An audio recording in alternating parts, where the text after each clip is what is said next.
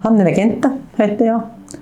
Jobbar med språk på alla möjliga sätt. Jag översätter, jag tolkar, jag skriver journalistik. Jag har också gjort radioprogram tidigare, men nu har jag slutat med det för att tiden räcker inte till allt.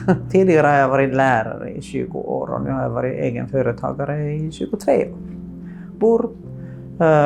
Har flyttat till Sverige 73 efter gymnasiet, efter studenten, och sen dess har jag bott här på den här sidan. Jag tolkar mellan svenska och finska. Meänkieli kan det också finnas ibland med på bilden, fast de är ganska lika i mitt huvud. Men det är de språken jag tolkar mellan, och även när det gäller översättning så är det samma språk som jag använder. Så att engelska, ja, norska måste jag också nämna, för att jag tolkar i en organisation och även översätter deras texter där Norge är med. Det finns jättemycket jobb för en tolk och för en översättare här i gränsområdet, därför att vi har ju många organisationer och kommuner som samarbetar över gränsen. Och då måste man ju i officiella tillfällen åtminstone, så måste ju alla kunna prata det språk som de vill prata. Alltså sitt modersmål blir det ju oftast, eller i alla fall det språk som de känner att de behärskar bäst. Sen är det ju också så att det finns många förvaltningskommuner i Norrbotten som har finska och meänkieli som sina officiella minoritetsspråk. Så det blir också mycket jobb den vägen. Och sen är det ju, man kan ju skriva hur mycket som helst gränsöverskridande journalistik. Det finns ju en uppsjö av alla möjliga företeelser som man kanske skulle skriva ännu mer om tiden nu räckte. Det är ju mycket lättare. Jag vet inte om det uppskattas tillräckligt att man är tvåspråkig, till exempel när det är annonser, när man söker efter medarbetare, så tycker jag att man inte uppmärksammar det tillräckligt. Till exempel tycker jag att det borde vara självklart att det alltid är en merit i det här området, nästan i vilket yrke som helst, men det är inte alltid det.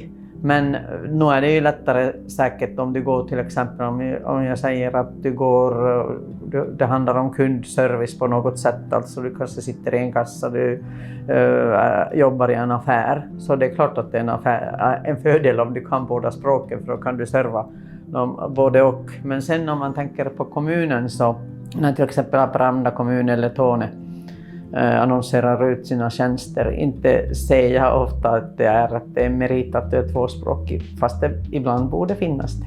Till exempel om man söker efter informatör eller kommunikatör, så tycker jag att det borde vara självklart att man söker efter en minst tvåspråkig finska, svenska, men förstås engelska också.